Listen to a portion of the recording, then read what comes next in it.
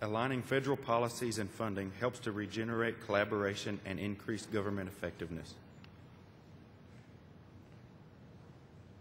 The precedents we selected to show for this livability principle are located in the state of Michigan, Bozeman, Montana, Davidson, North Carolina, and Greenville, South Carolina.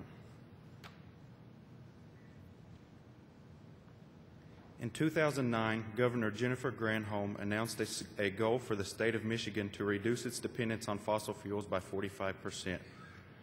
This agenda calls for a reduction in the use of energy from coal-fired plants and an emergence of diverse and sustainable energy sources.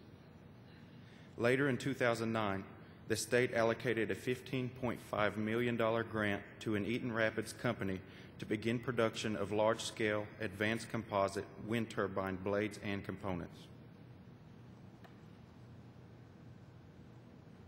Nearly 80 companies submitted for funding from the Michigan Initiative, but the grants were reserved for businesses capable of providing clean, sustainable solutions that would ultimately work to reduce greenhouse gas emissions and make the state healthier and cleaner. The primary companies will manufacture the large-scale carbon fiber components at 3 in-state locations: Eaton Rapids, Saginaw, and Holland. This will utilize the in-state workforce and create employment opportunities for the people of Michigan in 3 distinctly different cities. Each of the manufacturers are strategically located along the federal interstate system to ease the shipment of components. Because of this ease of transport, companies throughout the state are manufacturing components that will later be assembled into complete green energy systems.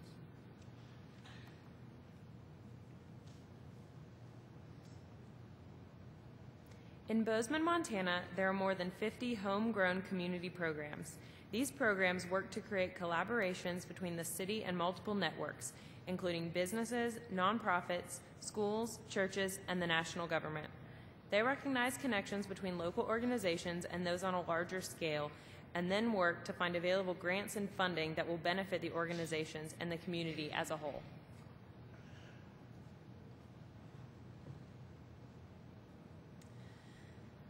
The Davidson Lands Conservancy in Davidson, North Carolina is a nonprofit organization dedicated to helping public and private landowners preserve and enhance local green space. Founded in 2000, the DLC assists private landowners by helping to secure easements and providing maintenance and monitoring services. They work with developers to establish strategies for enhancing property through green space development and maintenance. And in the public realm, they work with local governments to assess public parkland and enhance its benefits for the community. The DLC provides expert legal, financial, and ecological advice to encourage and enhance conservation efforts in the area.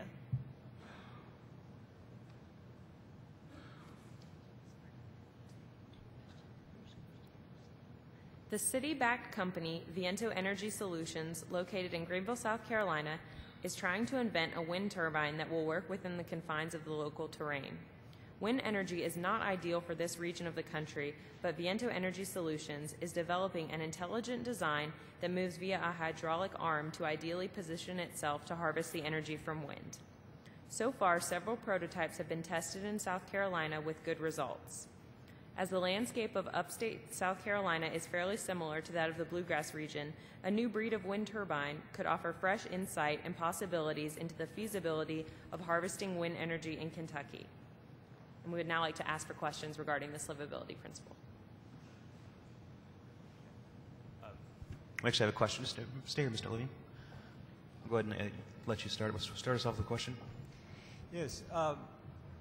Partnerships are difficult, particularly among agencies that don't often cooperate or haven't in the past. I do a lot of work in Europe where sustainability and livable communities are unfortunately way ahead of where we are in the United States. And what happens almost universally is that energy conservation are almost always at the heart of any livability scheme.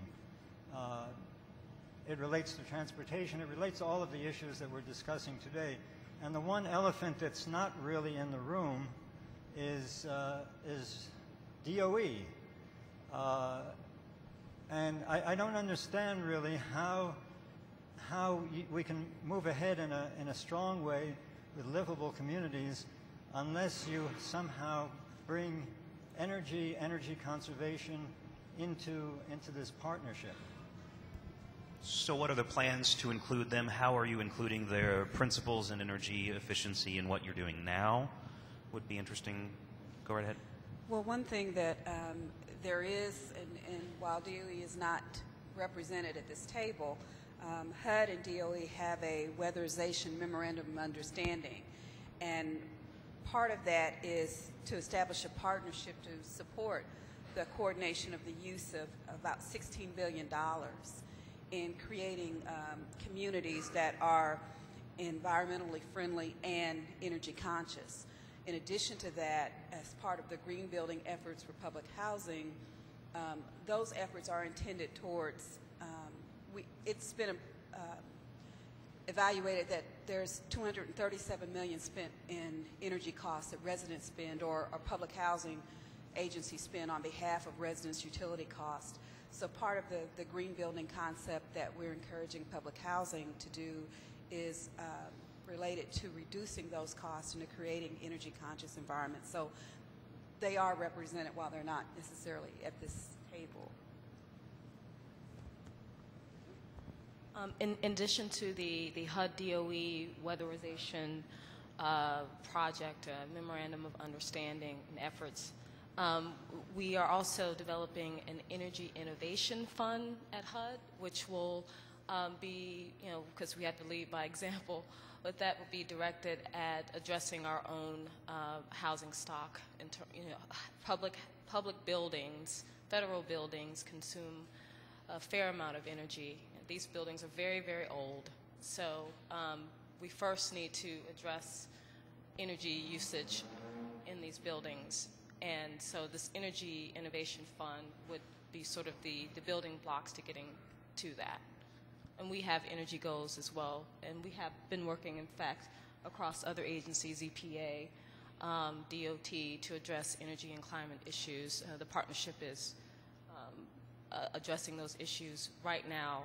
We'd like to bring DOE on board, but we, while they're not formally a member of the partnership, they are, we are working with that agency to address a lot of these issues.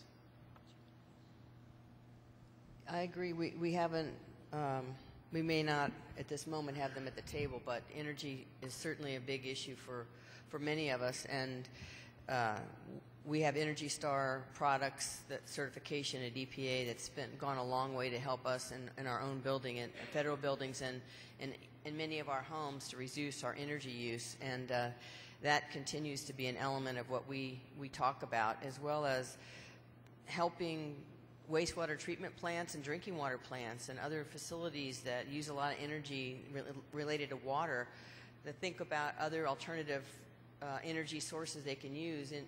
I know of a good example because I happen to have lived there for a few years in Jacksonville, Florida. They've combined a lot of the components of wastewater treatment to actually generate some of their own electricity or own cost regeneration.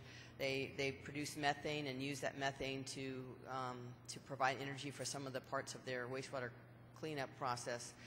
And we're doing other elements that were similar. And I know a lot of cities are looking at ways to save energy on both treatment of wastewater and production of drinking water. So those are elements that are definitely on the table for discussion right now.